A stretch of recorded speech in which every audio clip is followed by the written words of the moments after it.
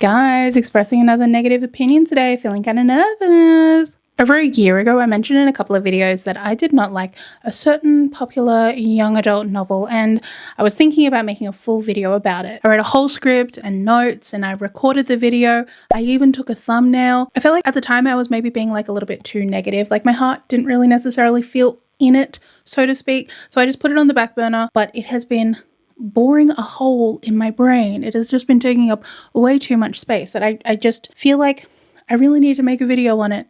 And today's the day. I revisited my notes again. I've gone through and made some edits, and I will be reading off of my laptop down here. So if you see me looking down, that's what I'm doing, okay? I didn't like Sunrise on the Reaping, and I don't understand how other people did. You need to leave. I read this book as part of a book club with some friends. I took notes down. At the end of chapters, I included post-it notes with a little recap of what happened in that chapter so that I'd be able to bring some talking points to the book club.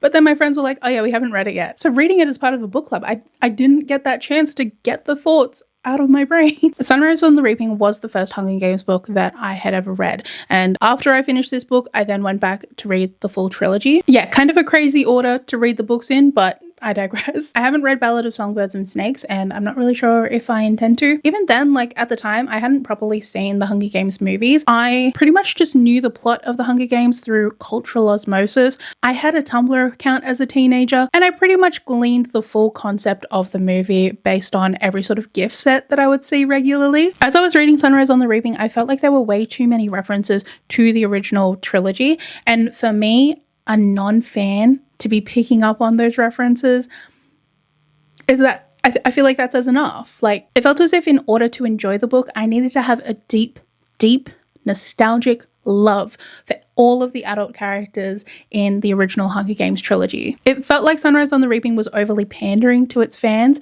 and I can't help but cynically feel like this is just a cash grab on a childhood favorite as a way to capitalize on millennial and Gen Z's disposable income. That was my first impression, okay? It wasn't until I then actually read the original Hunger Games trilogy that I was able to fully see how bad Sunrise on the Reaping is. Now, this video will contain spoilers for Sunrise on the Reaping, obviously, as well as probably some spoilers for the original Hunger Games trilogy. As a very brief overview of Sunrise on the Reaping, I'm going to get really sick of saying the full goddamn name. I'm just going to say Sunrise, okay? When I say Sunrise, I mean Sunrise on the Reaping, obviously.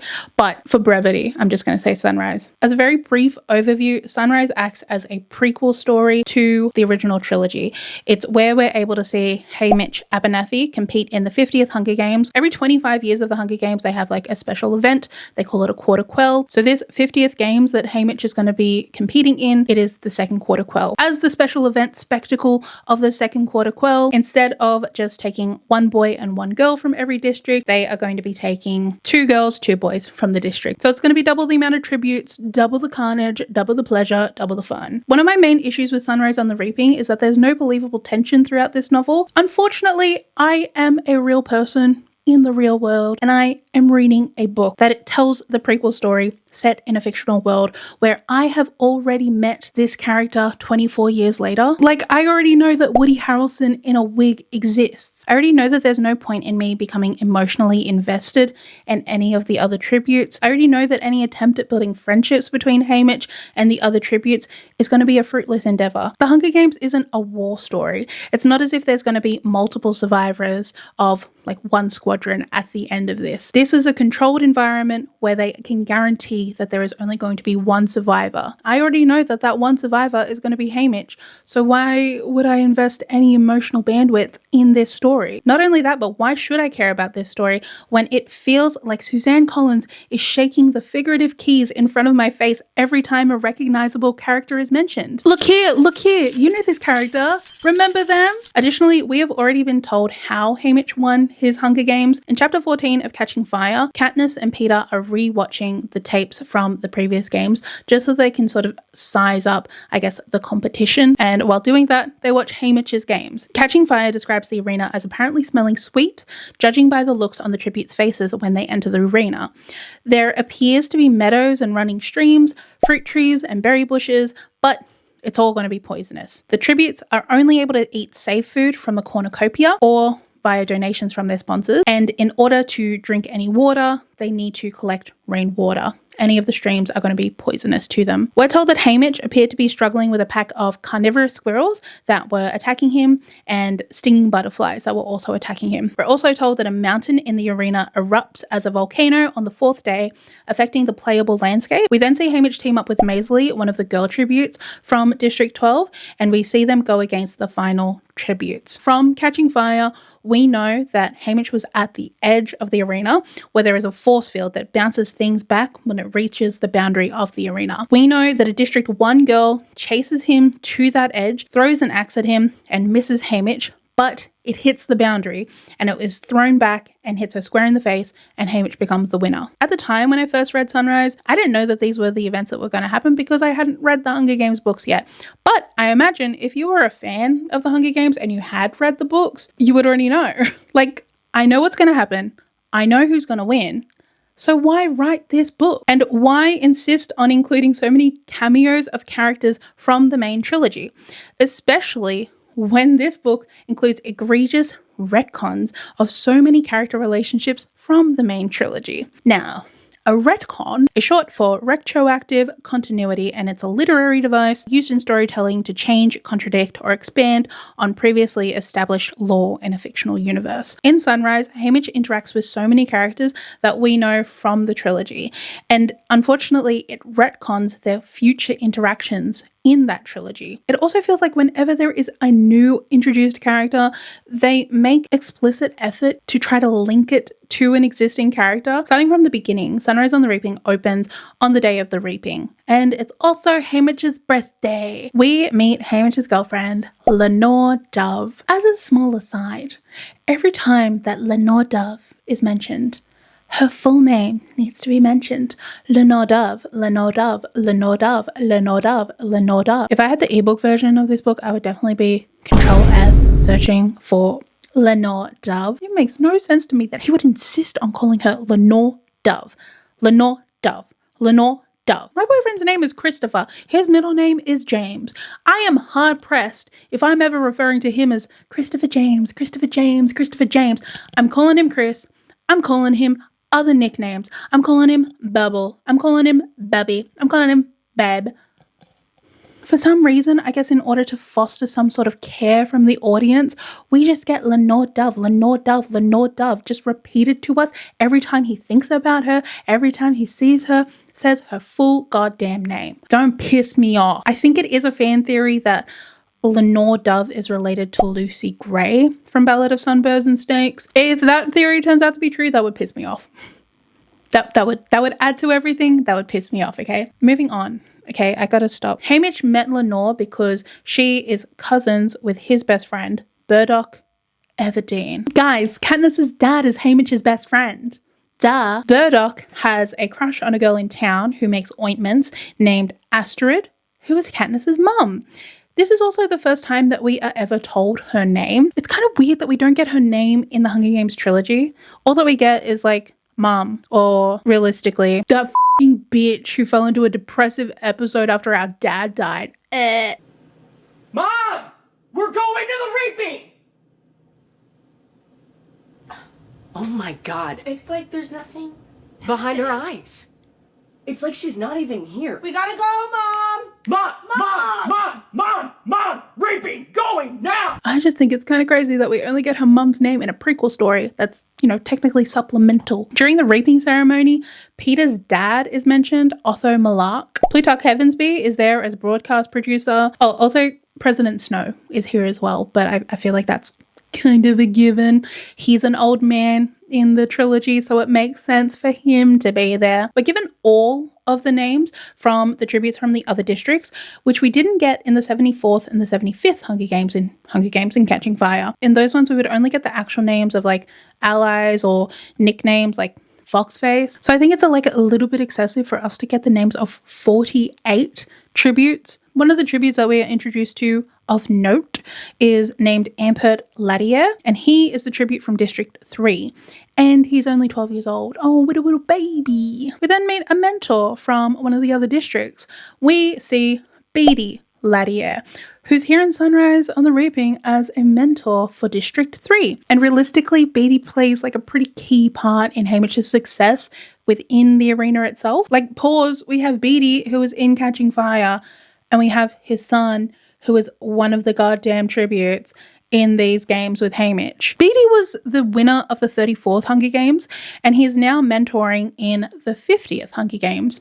So there's like a 16-year difference between him competing as a teenager and now his own 12-year-old son competing in these games. So that means that like after competing in his games, he had 4 years and then had a child. If we're generous and we imagine that Beatty competed when he was 18 years old, that means that he would have then had a child at 22 years old. Without being generous, if we say that he competed when he was 14, he then had a child when he was 18. If we want to be even less generous, he competed at 13, he had a child at 17. Obviously, that can happen. I know about teen pregnancy, I know about birds and bees, but it's just kind of hard to imagine that a character like Beatty wouldn't be traumatized by his own experience within the games itself. Would he not be a little bit more diligent in his efforts to not make human cannon fodder for the Capital's entertainment? I think that like narrative-wise, if you really wanted to have a mentor be the parent of a tribute in these games, I think it would have made more sense for that child to be the child of a female victor. I think it would have just made more sense for a female victor to have been the victim of violence as a child, a victim of violence as a woman who was then having her child be put into that cycle of violence. I think that that would have made more narrative sense, but sure, whatever. Let's just make the child be Beatty's because Beatty is super smart and he has the plan to blow up the arena. So it needs to be Beatty's child who then makes friends with Hamish in order to blow up the arena. Sure. That's all well and good, but may I remind you, in Catching Fire, we're told that Victor's children have been in the ring before. It always causes a lot of excitement and generates talk about how the odds are not in that family's favour, but it happens too frequently to just be about odds. Gail's convinced the Capital does it on purpose, rigs the drawings to add extra drama. If this is a thought that we're having in Catching Fire, and then we meet Beatty, how come Beatty never mentions the fact that he had a son who was put into these f***ing games? It doesn't really make sense that Beatty wouldn't mention that. It doesn't matter too much about Ampert though, obviously. Don't get too invested. He's gonna die. In Catching Fire, when Katniss and Peter are watching those tapes, like I mentioned how they said that there were those carnivorous squirrels. They said that they saw Hamish get attacked by those carnivorous squirrels. Sunrise on the Reaping says, well, actually, it wasn't Hamish getting attacked by the carnivorous squirrels.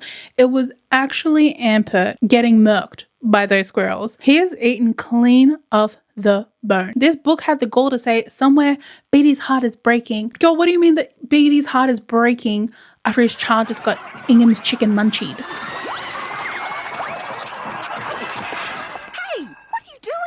It wasn't me, Mum. It was the cat.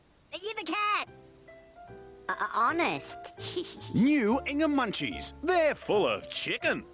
Now, when they get to the training center, District 12 don't have any known victors that are able to mentor them through these games. So because of that, they are paired up with victors from other districts. In particular, they are paired up with Mags and Wyrus as mentors. Now, why the does it need to be both of them? Oh, I know why. It's because Mags and Wyrus and even Beatty, they all had ample screen time in the movies, and we need to dangle those keys in front of your little baby face. You recognize them. You love them. I don't think that it should have been them. Not Mags, not Wyrus, not me, not Hermione. In Catching Fire, Katniss says that she wants to make an alliance with Mags, an elderly woman, and Nuts and Bolts. Canonically, Hamish dismisses that. You're that good? Hamish asks me. So good that Brutus wants you? I shrug, but I don't want Brutus. I want Mags and District 3. Of course you do. Hamish sighs and orders a bottle of wine. I'll tell everyone you're still making up your mind. These are the people who apparently mentored and supported Hamish during his own games, but he couldn't care less about them supporting Katniss. No one in these f***ing books show any recognition of whatever events are supposedly taking place here in Sunrise on the Reaping, okay? Like, realistically, the mentors could have been anyone.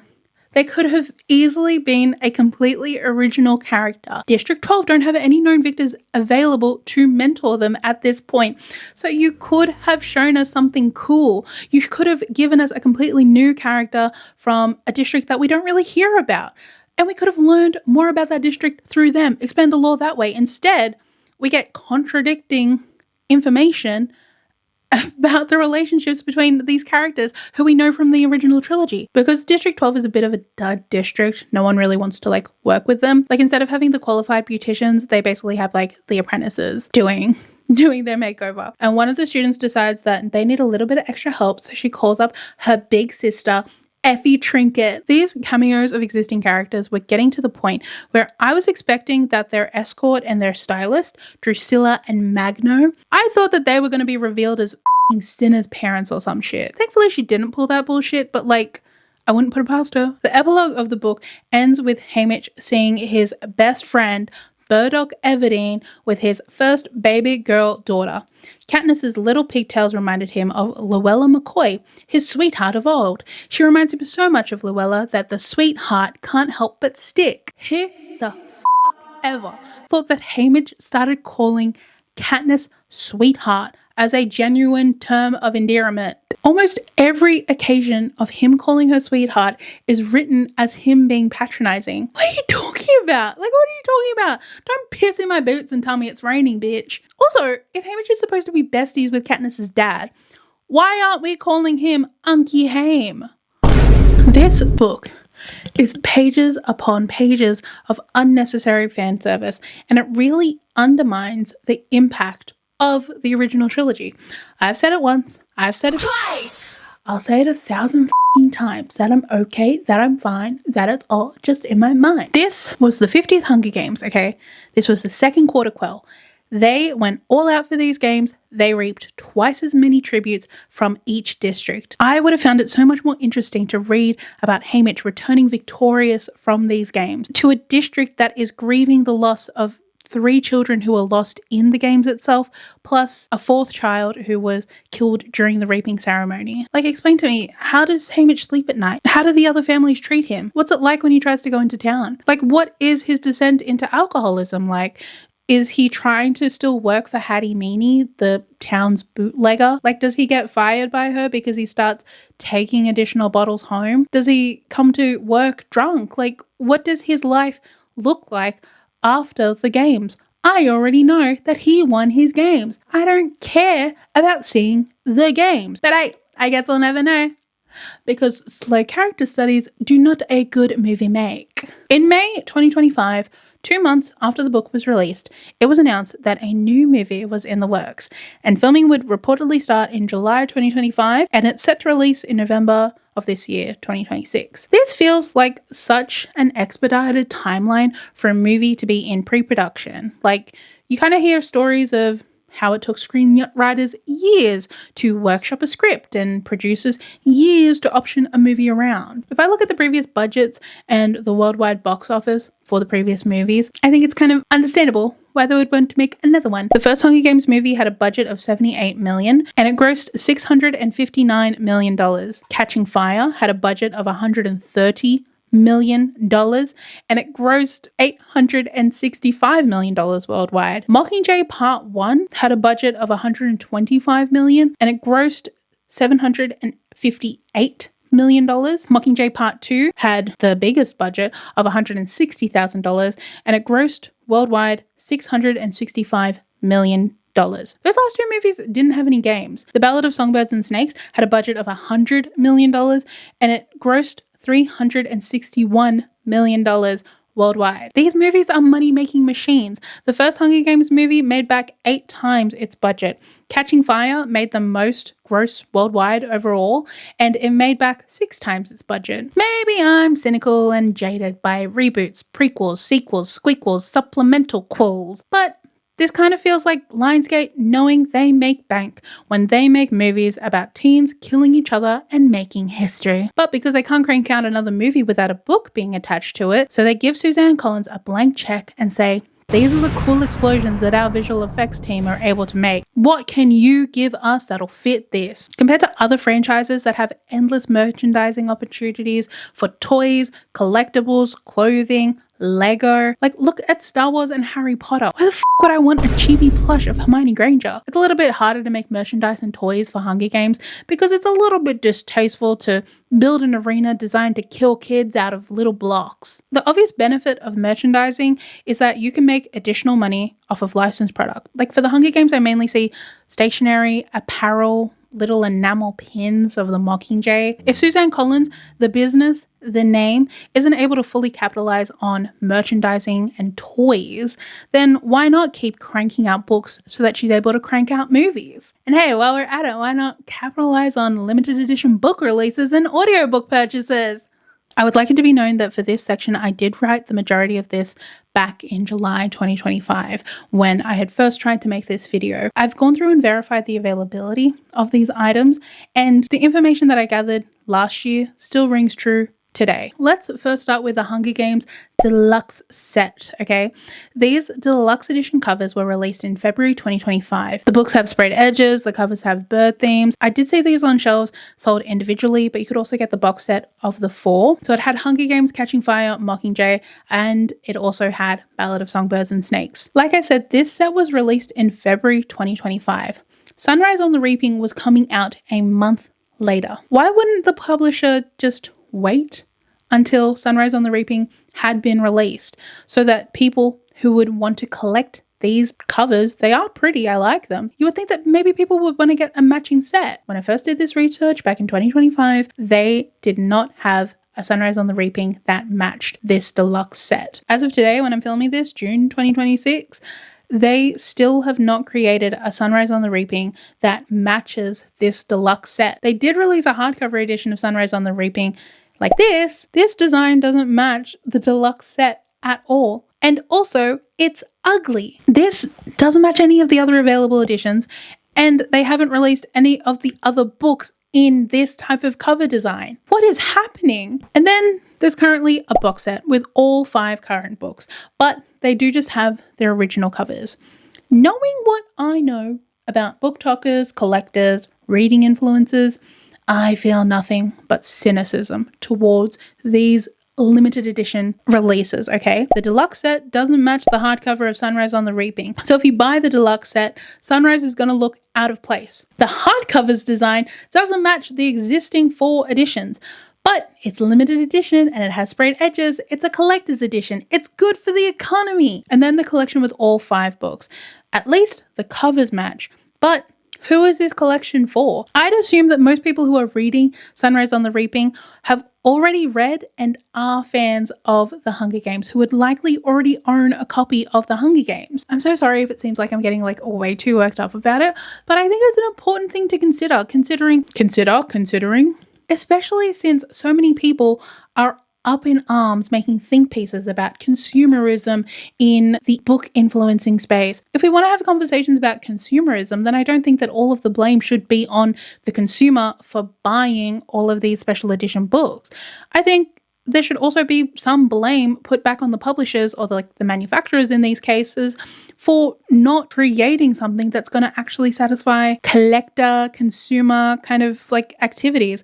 And then as a cherry on top, there's a movie tie-in cover coming out as well. So maybe you didn't want to buy a physical copy of the book. Maybe you just wanted to listen to the audiobook. And hey, maybe you put yourself on the waiting list to get the audiobook through your library. And then maybe after having it on hold for 3 months, you'll be able to listen to the audiobook. Otherwise, maybe you're a Spotify user. I know that there are plenty of issues with Spotify, from paying their artists a pittance for their streams to their use of AI in any of their services and the alleged AI generated music included on playlists. So Spotify keeps that revenue share to themselves. But please, that's a different issue altogether. I acknowledge the issue. You don't need to point it out to me. I am a Spotify user, okay? Sue me. Spotify premium users get 15 hours of audiobooks playback included in their membership each month. So that's pretty much the ability to listen to one decent length audiobook or 2 little books each month. Most books that are popular on BookTok will have a banner saying that it's included in your membership. So you're able to listen to that audiobook as part of your 15 hours that month. Sunrise on the Reaping is not available in your membership. This was true back in July 2025. This is true now in June 2026. If I wanted to listen to this audiobook through Spotify, I would need to pay $38.90 Australian dollars. This may be Spotify's pricing, and like, I don't know their licensing contracts, but like, damn, that's a lot. That's a lot of money. That's like an hour and a half of working at minimum wage here in Australia. That's a lot of money to listen to a book that you don't even get to like physically own a CD. Listen, I know that artists deserve to be paid for their art, obviously. There's an author, a voice actor, the producers and editors and everything that goes into it. But I feel as if you're charging a lot for something that I don't even get a physical copy of. And I technically wouldn't even own the rights to that digital purchase. And like, I can understand keeping new releases behind a paywall. Get your bag, queen. But it's been over a year since that book came out and you're still charging $40 for an audiobook of it. What the hell? Okay, fine. Maybe I don't want to spend that $40 on the audiobook for Sunrise on the Reaping. What if I wanted to revisit the series that I loved as a kid and I wanted to listen to those audiobooks for Hunger Games, Catching Fire, Mockingjay? To listen to them on Spotify, you would need to buy those too. Now you're just taking the piss, okay? This could be an issue with Spotify's pricing and their licensing, but I feel like the optics of it isn't great. If I were to instead try to listen to this on Audible, I can listen to Sunrise on the Reaping with the monthly credit available, with the Audible subscription, or I could purchase the audiobook for $26.99 Australian. But then I'd be buying it from Jeff Bezos. I know that art cannot be free. There is something to be said about my own entitlement as a consumer to think that I should have access to these audiobooks without an additional purchase. But we're talking about a book series where people are living in abject poverty whilst the people in the capital are living lavishly and excessively. The Hunger Games trilogy made this author a millionaire. Suzanne Collins has the ability to live well. And you would think that this kind of success could allow her the financial freedom to do anything, write anything, take whatever creative risk, because the success of the Hunger Games can cushion her if she were to fall. I saw people on my timeline saying that Sunrise on the Reaping came out at a time where during the political climate, Suzanne Collins had something new to say. But I don't think that Sunrise on the Reaping said anything that we don't already know from the original Hunger Games books. I gotta say, I felt really disheartened and I guess a little bit alienated when I saw the people that I follow, whose opinions and politics I greatly respect and align myself with, were glazing this book and were filming vlogs of themselves sobbing into the pages, being so emotionally affected. Like, sure, they might be playing it up a little bit for the camera because they know that there's a captive audience inside of their camera. It made me worry, like, just a little bit that maybe I'm not normal. Like, why wasn't I able to connect to this book? Am I emotionally stunted? Is there something wrong with me because I'm not able to see the appeal of this book? I hate to say it, but I can only feel that, like, this book was slop in order to sell a movie, in order to make money. And I think if anything, maybe that's the real political message that Suzanne Collins wanted to release out into the world. Maybe her real political message that she wanted to release with Sunrise on the Reaping was that, hey, I need another investment property. I need to remodel my kitchen. I don't know. I want to go on holiday. I don't know, guys. I didn't like this book. I thought it was a shallow attempt at like fan service. I hated it. Whatever. If you guys like this video, please give it a thumbs up. Subscribe to my channel if you want to see more of me. Please don't be mean to me in the comments.